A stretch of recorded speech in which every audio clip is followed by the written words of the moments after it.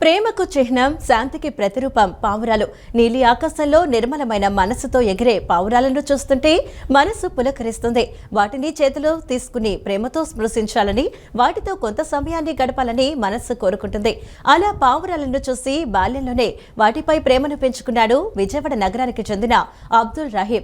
పావురాల కోసం చిన్న గూడును ఏర్పాటు చేసి వాటిని ప్రేమతో సాకటం మొదలుపెట్టాడు.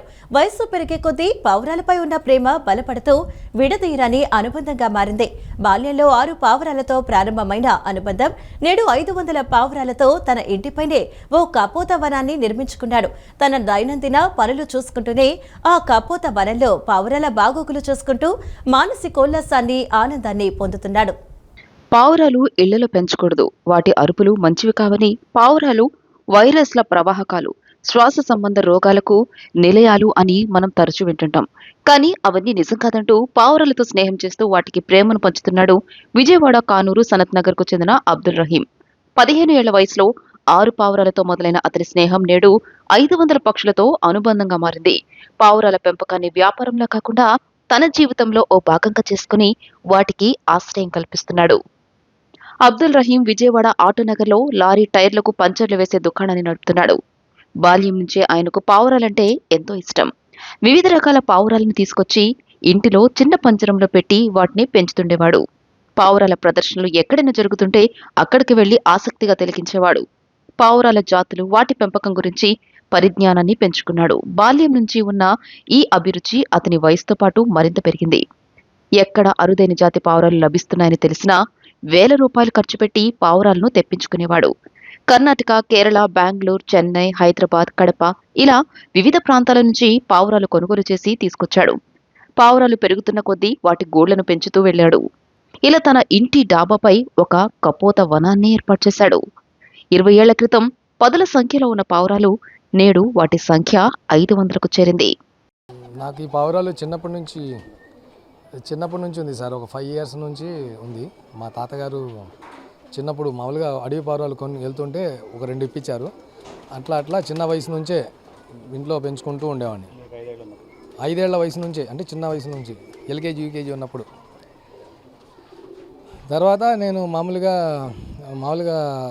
పెద్ద వయసు వరకు పావురాలు ఇంట్లో ఉన్నాయి. ఏది అప్పుడు హై ఫ్లేయర్స్ అని, హోమర్స్ అని, లుక్కాలు అని 3-4 రకాలే పెంచేవాడిని. హై ఫ్లేయర్స్లో కొన్ని రకాలు, హోమర్స్, రేజింగ్ హోమర్స్ అని పెంచేవాడిని. 2004 శేషసాయి కళ్యాణ మండపంలో మా మిత్రులు అక్రమ్ వాళ్ళు షో పెట్టారు ఒకసారి.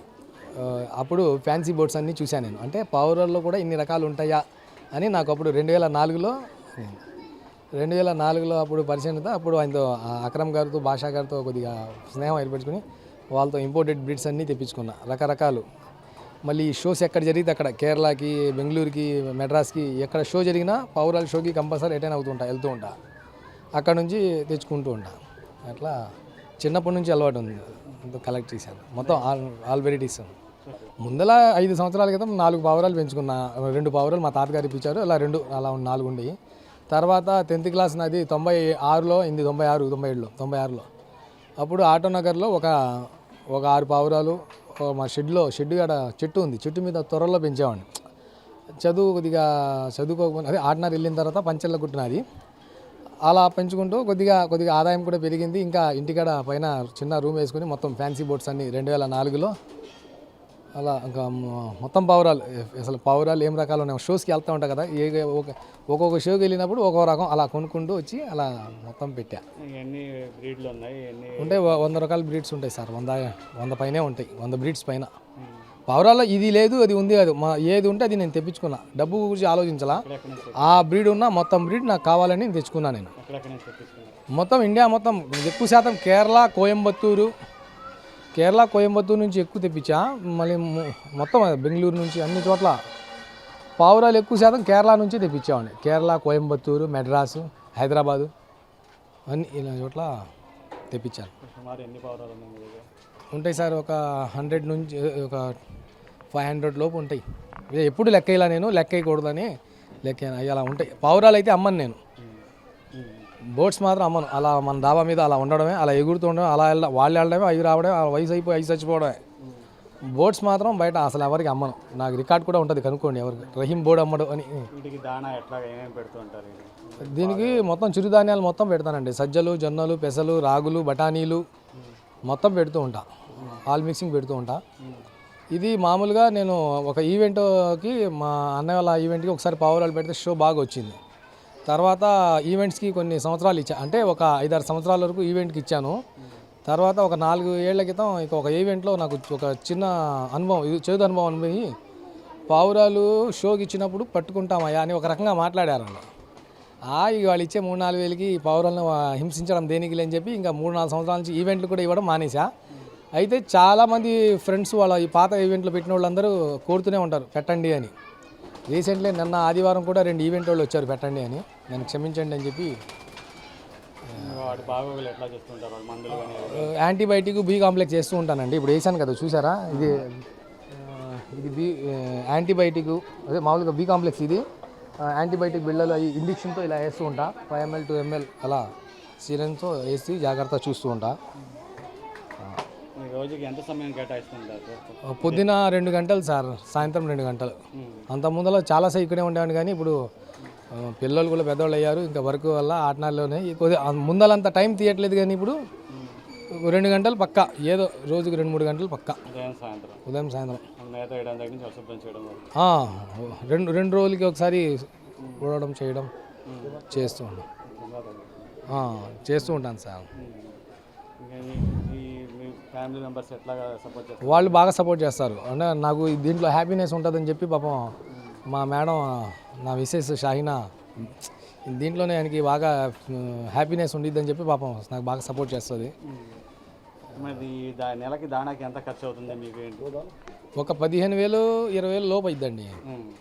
500 బోట్స్ ఉంటాయి అవుతుంది. అయినా ఏదో ఆటోనగర్లో 1000-1500 రోజు సంపాదించుకుంటాను నేను. సగం డబ్బు దీనికి, సగం డబ్బు ఫ్యామిలీకి పెడతా. అంటే అంటే నాకు హ్యాపీ. అల్లా దేవల్ల దీనివల్ల మరి ఏంటో ఇన్కమ్ వస్తుంది నాకు పర్లా. మీ దగ్గర అరుదైన బ్రీడ్స్ ఏమున్నాయి? అన్నీ మీరు చూశారు కదా, మీరు మొత్తం అరుదైన బ్రీడ్సే. ఇది ఒక పావురం కూడా ఇన్ని పావురాల్లో ఇది పనికి రాదు, ఇది వేస్ట్ అనేది కాదు. నాకు అన్నీ అరుదైనయే. ఒకటి కూడా నేను బయట అమ్మను. అన్నీ అరుదైనయే అనుకుంటా నేను. అన్నీ అరుదైనయే.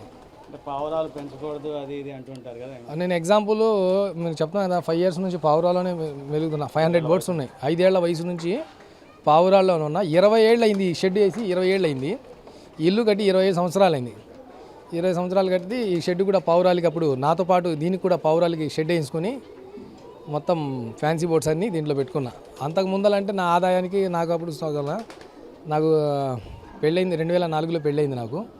తర్వాత నాకు ఇల్లు కట్టుకొని దీని మీద ఉండి నేను ఎట్లా ఉంటున్నానో పావురాలు కూడా పైన ఉండాలి అని చెప్పి పెద్ద షెడ్ వేయించుకున్నా. దీనికి అప్పుడే 2.5 లక్షలు ఏదో ఖర్చు అయింది. పెట్టి పావురాలు నాతో పాటు హ్యాపీగా. రహీం వద్ద సుమారు 200 జాతుల పావురాలున్నాయి. రేసింగ్ హోమర్స్ జాతి పావురాలు పోటీల్లో అదరగొడుతున్నాయి. ఇటీవల కన్యాకుమారిలో వీటిని వదిలిపెట్టగా కేవలం 3 రోజుల్లోనే విజయవాడలోని తమ గూటికి చేరిపోయాయి.